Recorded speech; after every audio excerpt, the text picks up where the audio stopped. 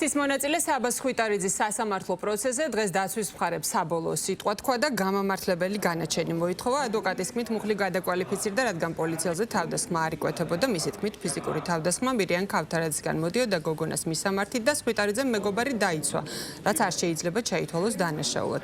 ხვიტარიძეს განსაკუთრებით მძიმე კატეგორიის დანაშაულში პოლიციელზე თავდასხმა შეედავებოდნენ, რაც ითვალისწინებდა 11 წლამდე პატიმრობას, თუმცა როგორც გითხარით, მუხლი გადაკვალიფიცირდა.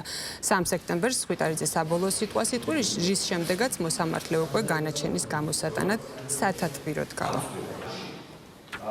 ყველა მოწმემ, ანუ მირიან ქავთარაძის მხარემ თქვა, რომ მირიან ქავთარაძე არ იგინებოდა, მაშინ როცა თავად მირიანმა თქვა, რომ იგინებოდა, ისინი ამბობენ, რომ არ ცდილობდა და არ მიიწევდა მოქალაქეებისკენ, თუმცა მირიან ქავთარაძემ თქვა, რომ მიიწევდა მოქალაქეებისკენ გინებით, რომ დაეკავებინა, თუმცა გაურკვეველია ადამიანის გინებით დაკავება, როდიდან არის დაკავების საგამოძიებო მოქმედება და ფაქტობრივად ისინი მალავდნენ და მალავენ მირიან ქავთარაძის განხორციელებულ თავდასხმის ქმედებებს. ამიტომ ამ პირობებში ეს ამ ყველა მოწმის ჩვენება არის არასანდო, არ არის გასაზიარებელი. ხნედ იმიტომ არის საბა, რომ როდესაც სახელმწიფო გედავება იმ დანაშაულს, რაც არ ჩაგიდენია და ამავდროულად გედავება 7-დან 11 წელს, სხვა არის და როცა თვითონვე უკან დაიხიეს იმ მოქმედებით, რომ 120 გადაკვალიფიცირეს, ყველას გვიხარო და რატომღაც უდანაშაულო ადამიანის 0-დან 3 წლამდე გაშვება.